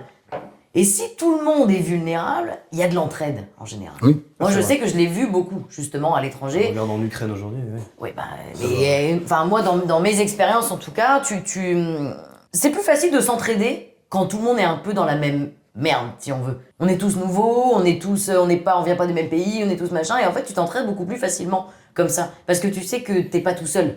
Moi, je sais que suite à des expériences à l'étranger, même si j'étais déjà dans l'aide de mon prochain, si tu veux, mais je vais être encore plus là-dedans aussi, maintenant. Suite à tout ça, être beaucoup plus dans l'ouverture d'esprit, de prendre l'autre en compte réellement, tu vois. Ouais. Ah Non, oui, mais oui. je vois ce que tu veux dire. Oui, oui, Mm. oui. Bah, moi, je Totalement. vois ça par rapport à tous les galères que j'ai eues quand j'ai arrivé en France. Et les personnes que je trouve maintenant avec un peu les mêmes galères, bah, je suis hyper empathique avec eux. Et si j'ai une solution à leur donner, bah, je vais le donner même si ça va me prendre du mon temps, à moi, qui est à moi. Si on part de cette partie individuelle, je vais le donner parce que j'ai envie pas qu'il vit la même chose que moi j'ai vécu. Je suis Tu d'accord. vois, et si je peux l'aider un peu, bah, ça veut dire que lui aussi, s'il comprend ses leçons, il va aider une autre personne. Et si on regarde la grande boule de neige, bah, ça veut dire qu'après 3 ans, bah, il y a une autre personne qui va venir à moi pour m'aider. Mm. Et du coup, bah, tout ce que j'ai fait, c'est juste un retour à moi. Qui ça peut être égoïste, mais c'est la nature en elle-même. Si on regarde macro, en donnant, tu recevras. Ouais, c'est ça. Bien sûr. Tu peux Mais pas c'est le côté recevoir juste égoïste, sans donner. bénéfique. Oui, Parce qu'il y a égoïsme et égoïsme, non, tu vois, non, il y a- non, oui, il y a- non, c'est pas l'égoïsme maléfique, Ouais, voilà, c'est ça. bien sûr. T'as un égoïsme bénéfique. Mais bénéfique, il disait, oui, c'est un oui, égoïsme oui, bénéfique. oui, oui. Mm. L'idée de donner, dans mon point de vue, j'ai voulu faire une installation d'art, ça fait 2 ans ici à Concarneau, mais j'ai pas trouvé la salle. C'était d'avoir une table comme celui-ci, où je cuisine. Du coup, je mets, par exemple, 6 bols de nourriture. Mais chaque bol de nourriture, il a un cuillère de 1 mètre. Du coup, la distance de table. Parce que c'était une table ronde d'1 mètre sur 1 mètre. Mais du coup, tu pouvais jamais te nourrir tout seul. Parce qu'elle était trop grande pour arriver à te nourrir tout seul. Mais si tu nourrissais l'autre, et l'autre, il te nourrissait toi, et tout ça, bah, tout de la table, ils mangeaient ensemble. Et j'ai pris la partie de cercle, en symbolisant la planète, notre planète, etc. Et j'ai mis toutes les parties du cœur pour représenter les continents, etc. Et du coup, si on sait d'entre nous, il n'y a personne qui meurt de faim. Et tout le monde est bien. Mais si moi, j'essaye de manger juste pour moi, et je vois que toi, tu n'arrives pas, bah, ça veut dire que tout ce cercle, il va pas être bon. C'est vrai. Il va être juste 2, 3 trucs qui vont être bons, mais les autres, ils sont pas bien. Du coup, l'idée, dans mon point de vue, on parle des expats, quand on parle des personnes qui sont là, il faut aider la communauté. Et il faut aider son prochain. Faut lancer un concept resto. Il faut Ah ouais, aider non son mais franchement, prochain. c'est une super idée, L'idée, ça. elle est malade. Ouais. De quoi? Bah, lancer l'idée, l'idée, elle est trop bonne. Lancer un resto Qui, avec des tables que comme tu ça, donnes, que et les tu gens, ils donnes à sont obligés manger. de... Tu Ouais. vois. Mais ça marcherait. Bah oui. Viens, on fait le test la prochaine fois. Ça marcherait malade. Bah ouais, on peut. truc on comme ça, peut ça faire marcherait un de ouf. test Mais oui, comme c'est ça. trop bien. Tu peut sais, faire un test tout comme le, ça. bah justement, avec le côté spirituel, un peu comme tu dis derrière, il faut partager, il faut machin. Je suis sûr qu'il y a plein de gens et ils seraient Oui. trop chauds. de faire un Bonne truc comme ça, hein. réflexion, quoi. Ouais, carrément. Ah non, c'est Ouais. c'est une super idée, Et ça. ça- Et ça, tu l'as pas mis en place encore? Non, pas encore, parce que j'ai pas trouvé des salles à Concarneau. Ça s'appelle le Ville d'art et de culture, et désolé, mais il y a pas beaucoup de l'art et de culture. Hein. Aïe, aïe, aïe. Pour les contemporains. Ouais, oui, pour le coup. Pour les morts, il y a beaucoup de l'art et de la culture. Hein. C'est vrai, ça. Et tu me fais une transition sur ce que je voulais dire, c'est bien. Tout ce qu'on évoque depuis le début, je trouve qu'il y a un gros côté aussi, les gens qui vivent en campagne et les gens qui vivent en ville.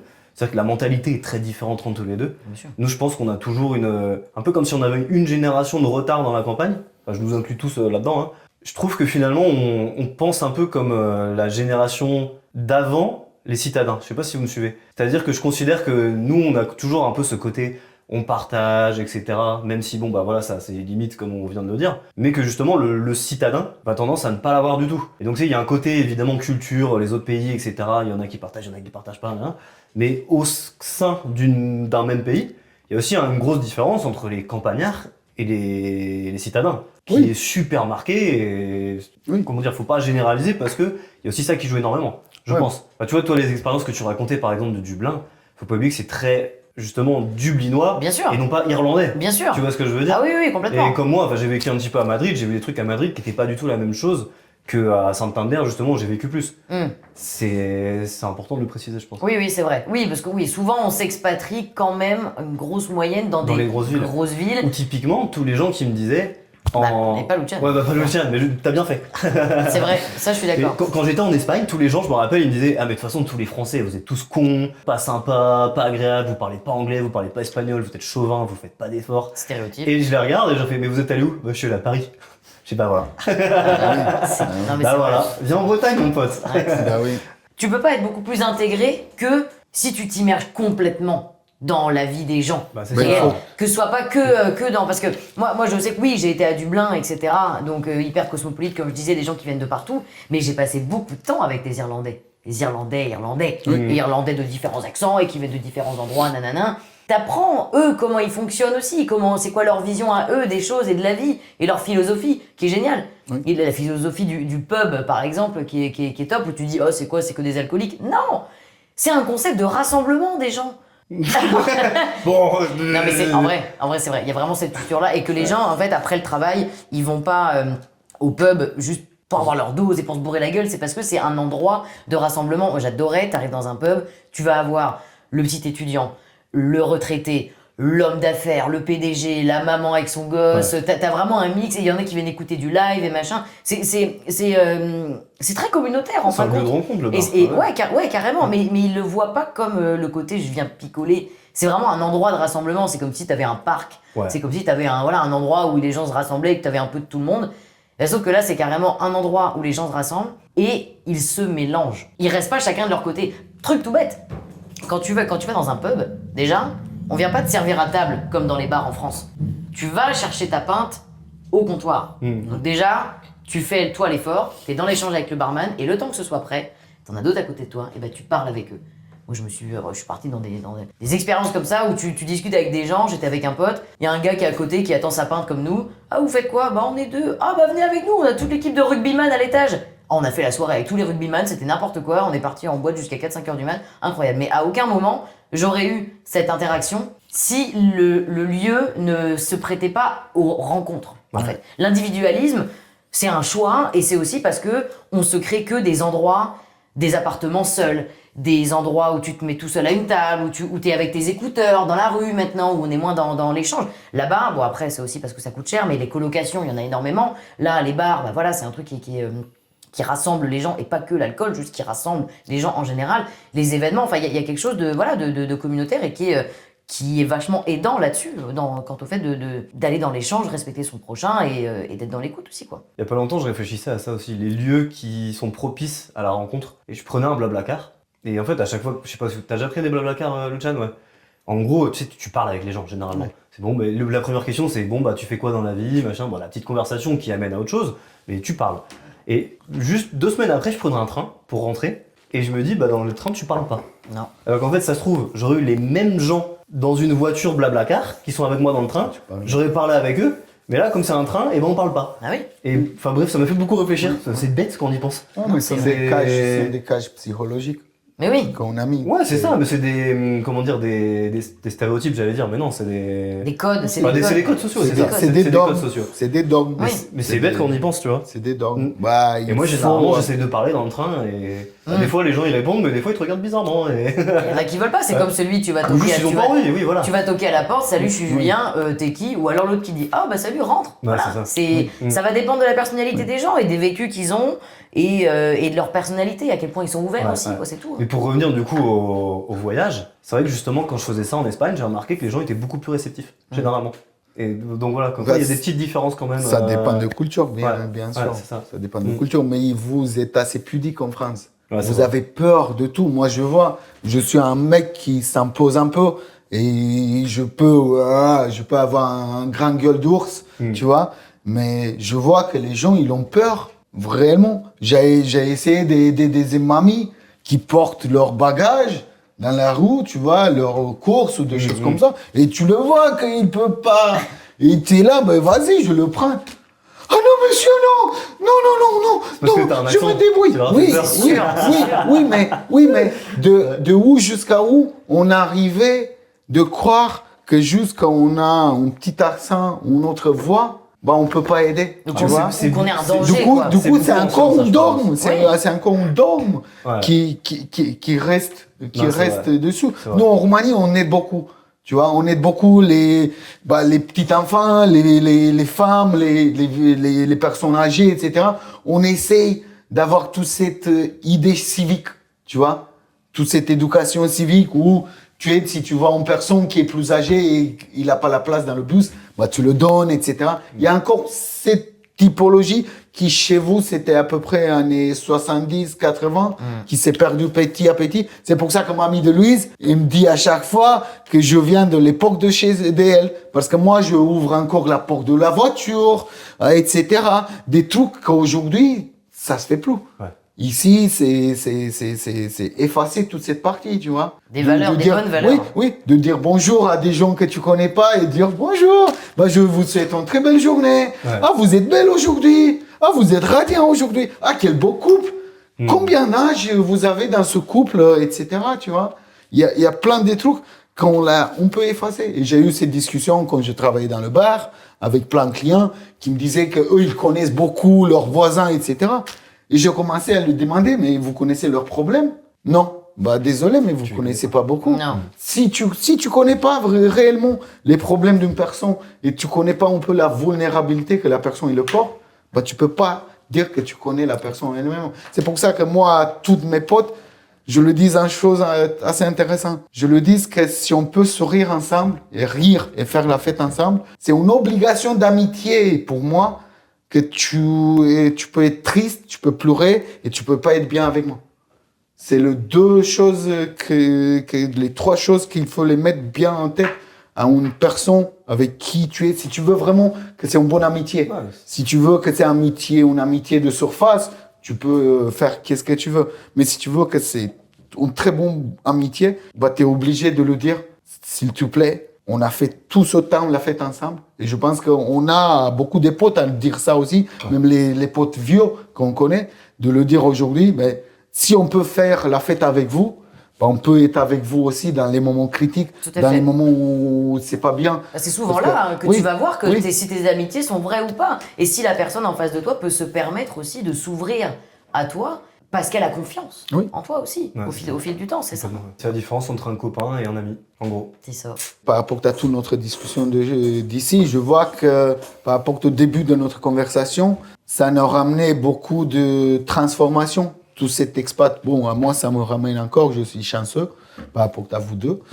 Tous les trois, on a eu partie de transformation et que tous les trois, on a réussi, je pense, d'être plus empathes et d'avoir toute cette partie empathie, Ça, c'est vrai. d'empathie avec des personnes qu'on les connaît pas vraiment ou qui parlent pas vraiment bien, comme toi, parce que toi, par exemple, tu as eu la même expérience en Espagne, Ouais, c'est ça. où tu sais que tu allais et tu parlais pas, mais tu sais qu'à un moment tu arrivais. Du coup, je pense qu'on peut donner la même importance aux personnes qui sont devant nous et qui parlent pas bien. Mais si on se pose dans sa peau, on va dire, bah, en fait, moi aussi, j'ai été, ça fait 5 ans comme ça. Et je sais. J'ai réussi et je sais qu'est-ce que c'est. Du coup, là, on a un peu plus de tolérance vers les personnes qui essayent. Tu vois? Parce que moi, j'ai dit à plein de gens, parce qu'il y a plein de gens. Tu vois les personnes qui te reprennent gentiment quand tu fais des erreurs et tu vois les gens qui te reprennent juste pour te reprendre. Tu vois? Ça se voit direct. Et aux gens qui m'ont repris juste pour me reprendre, bah, je le regardais et je disais, tu sais quoi? Combien de langues tu parles? Dis-moi rapide. Et je le prenais brut. Il disait français, juste français. Bah, désolé, je parle roumain, français, je parle le roumain, anglais, j'apprends le français, j'ai envie d'apprendre des autres langues. Du coup, bah, laisse-moi tranquille un moment. C'est clair. Si t'aimes pas que j'ai dit l'eau à place de là, bah, ne m'écoute plus alors. C'est ça. Et basta, quoi. C'est juste dire pour dire, quoi. Ouais, Tu vois. ouais. Du coup, pour rebondir là-dessus, vous êtes les mêmes aujourd'hui où toute cette partie d'expat, il a changé quelque chose en vous. Et s'il a changé quelque chose en vous, qu'est-ce qu'il a changé? Ça a changé ma vision de la zone de confort. J'étais beaucoup dans le concept de zone de confort avant, mais tout simplement parce que j'avais pas expérimenté le fait de sortir de cette zone, parce que ça fait peur. Je suis sortie de cette zone de confort à plusieurs reprises en partant à l'étranger, et j'en suis revenue mais tellement plus forte, c'était fou. Moi, quand je suis partie, j'avais 20 ans, j'étais jeune, insouciant, tout ce qu'on veut. Quand t'as 20 ans, t'es super jeune, t'as pas cette vision du... T'as moins de problèmes, on va dire. T'as moins de problèmes, ouais, et tu peux te laisser plus porter. Mais sortir de ta zone de confort, c'est pas spécialement un truc acquis, du tout. Je me suis fait violence dans des situations dans lesquelles je n'étais pas à l'aise. Et aujourd'hui, j'en suis revenue plus forte. Et donc, j'arrive plus facilement aujourd'hui à me remettre dans des situations inconfortables et me dire « Non, mais de toute façon, ça va m'apporter quelque chose, quoi qu'il arrive. » Et je vais grandir. Moi, je me souviens qu'on m'a dit, quand je suis revenue en France, on m'a dit « Mais t'es vachement mature pour ton âge. » Mais parce qu'en 2 ans, j'ai pris un élan de maturité, mais parce que je me suis mis dans des situations inconfortables jeune. Et ça, c'était génial. Et j'ai été entourée de bonnes personnes aussi. Et ça, franchement, moi, je ne peux que conseiller aux gens de partir. Partez, si vous avez l'envie de partir, allez-vous-en, partez 6 mois, 1 an, le plus que vous pouvez, et vous allez voir. Ça se trouve, à tout moment, vous voulez partir 3 mois, vous allez partir des années comme toute Lucian. vie. Non, mais, ou comme toi. Ah, moi, c'était 3 semaines et je suis resté 6 ans. Hein. Voilà, c'est ça. C'est ça, non mais c'est vrai. Ouais. Partez, peu importe, l'expérience, elle sera toujours bénéfique, quoi qu'il arrive. Voilà, moi, Ouais, ça, c'est complètement mon d'accord. retour. Bah, j'ajouterai rien parce que vous avez tout dit. Et complètement d'accord. Finalement, ouais, la prise de meilleure confiance en soi, meilleure connaissance de soi. Et puis aussi, finalement, ouais, apprendre que c'est en faisant des efforts quelque part, qui sont parfois difficiles, que on s'améliore, tout simplement. Qu'on devienne une meilleure personne. C'est clairement où ça m'a changé. Ça m'a changé ma perspective, ça m'a changé le regard vers l'autre, ça m'a changé ma partie de tolérance. Parce que quand même, j'ai vécu dans une société ex-communiste qui se donnait démocratique, mais où tout le système de pensée, il était communiste. Un système, il se change une fois à 50 ans, en théorie. Du coup, j'existais un peu dans la même identité communiste, même si on voulait faire quelque chose d'autre. Du coup, oui, je ressens beaucoup ce changement. Parce que comme j'ai été un peu différent en Roumanie, moi, j'ai été beaucoup blâmé pour cette idée de différent. T'es différent. Comme je voulais faire l'art, tu vois, ma mère, elle m'a pas donné au lycée d'art parce qu'elle a dit non. Tu fais rien avec l'art, t'as pas le droit. Parce que c'était un système communiste où il fallait que ou t'es médecin, ou t'es avocat, ou t'es je sais pas quoi, ou t'es professeur, ou sinon le reste, ça sert à rien, ça sert à remplir. Mais le but, c'est d'être sécurité. Du coup, moi, j'ai été un peu le mouton noir en Roumanie. À chaque fois, je sais que pendant mon lycée, chaque jour, j'avais des petites écarteurs et chaque jour, il me le prenait. Il me le prenait. Et du coup, il fallait que je refasse des autres écarteurs et des autres écarteurs. Et du coup, tu pètes des câbles à un moment, tu vois. Parce qu'en fait, t'as pas le droit d'être comme tu es. Comme tu es vraiment, il faut que tu rentres vraiment dans le moule et que tu restes comme ça. Du coup, la France, pour moi, ça a été un pays où j'ai commencé à arrêter vraiment l'idée de survécu et de survie, où je me suis dit, ici, je peux construire. Parce que c'est un terrain où les gens, ils te laissent vraiment construire qu'est-ce que tu as envie. Parce qu'il y a ce précurseur de multiculturalisme qui dit, tu veux faire ça? Même si on ne le connaît pas, vas-y, fais-le. Ouais, on va voir qu'est-ce que ça donne. Et c'est ça qu'est-ce que j'adore. Mais aussi la France, si on regarde au niveau macro, c'est un pays qui a inventé beaucoup dans ce monde, qui a ramené beaucoup vers toutes les inventions et toutes les nouveautés de ce monde. Du coup, comme tous les autres pays qui ont fait ça, ils ont un peu l'envie de découvrir, tu vois. Et c'est comme ça que tu donnes les ailes aux autres personnes qui viennent des autres cultures, qui ont eu les ailes coupées dans leur société. Et quand je parle de la France, je parle des personnes qui m'entourent. Parce que je connais pas toute la France. Bien sûr. Mais les personnes qui m'entourent, il fait l'image que je porte pour la France. Et c'est une très belle image parce que je suis entouré de très belles personnes. Et qu'est-ce que ça compte dans tout ça? C'est de partir quand on n'est pas bien dans un écosystème et de choisir un autre. Même si ça va être dur, le déracinage, le transport, le racinage, à un moment ou un autre, les fruits ils vont arriver. Mais il faut se donner le temps. Il faut que vous êtes expat. Il faut que vous partez, même de votre village. Et je parle pas que de partir de France ou d'Europe, des choses comme ça. Même de votre village. Partez même 3 mois dans notre grande ville. Même si vous voulez retourner à la maison. Juste 3 mois dans notre grande ville. Et on parle pas si tu es à Concarneau d'aller à Brest. Non. Pars à 3-4 heures distance de la famille. Que tu sais que tu peux pas revenir rapidement si tu as un problème.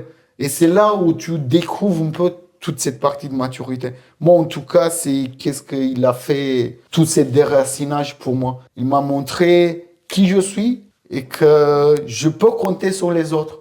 Que je suis pas toute seule.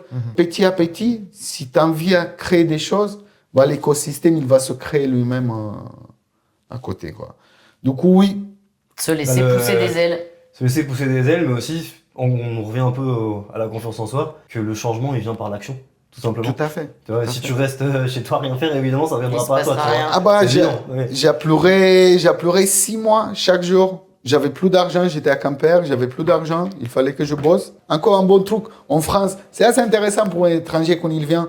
Pour travailler en France comme étranger, il te faut ta carte sécu, ton numéro de sécurité. Mais pour avoir ton numéro de sécurité, il faut que tu bosses 3 mois. En Espagne, j'avais eu un truc comme ça aussi. Du coup, Le serpent qui se mord la queue. ouais, exactement. Ah oui. Du coup, bah, j'ai travaillé, j'ai arrivé dans un intérim, etc. Oui, et classique. j'ai travaillé pendant les premiers 6 mois dans un abattoir. Ok. Et j'étais végétarien à ce moment. Ouais. Je pleurais chaque jour quand Aïe, j'entendais aïe, les aïe. On bêtes. peut dire que tu l'as pas cherché, t'as quoi. poiste. Bah, je trouvais pas d'autre. Je choisissais entre travailler, faire un peu d'argent et arriver dans la roue. Du coup, j'ai choisi ça. Et aussi, je pensais que je vais apprendre la langue française quand j'arrive dans un abattoir français. Parle. Tu me parles, j'arrive, premier jour, je rentre. Il écrivait en roumain Non. dans l'abattoir. Sérieux? Oui. Et je me suis dit, mais c'est quoi ça? What the fuck? Il y avait 90% juste des Roumains dans l'abattoir. Ok. Juste des Roumains Oh, qui c'est bossaient nul. sur ça. Du coup, bah, j'ai pas appris un mot français pendant que j'étais là. Hein.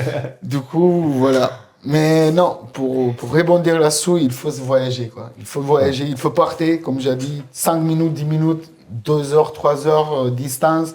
Mais il faut sortir de son cercle de confort. Sortir sa zone de confort, c'est là que la magie opère. Ouais. Je pense que c'est le mot de fin. c'est le mot de fin. Sur ces belles paroles, on peut clôturer ce deuxième podcast. Ouais. Déjà, vous voulez conclure dessus? Vous voulez dire quelque chose pour finir? Pour dire au revoir, quoi. Mettez des commentaires, donnez-nous de la force. Share, like et subscribe. Yeah. Don't forget Typical. about this. Merci beaucoup. Merci à nous tous. Merci à vous. Merci à nous tous. Et n'oubliez pas, être gentil avec les autres. On ne sait pas par quelle galère ils passent. Tout à fait. On vous aime. Et on se verra au prochain podcast. Au prochain Ciao. podcast. Ciao, Bye ciao. bye. Allez, 1h50.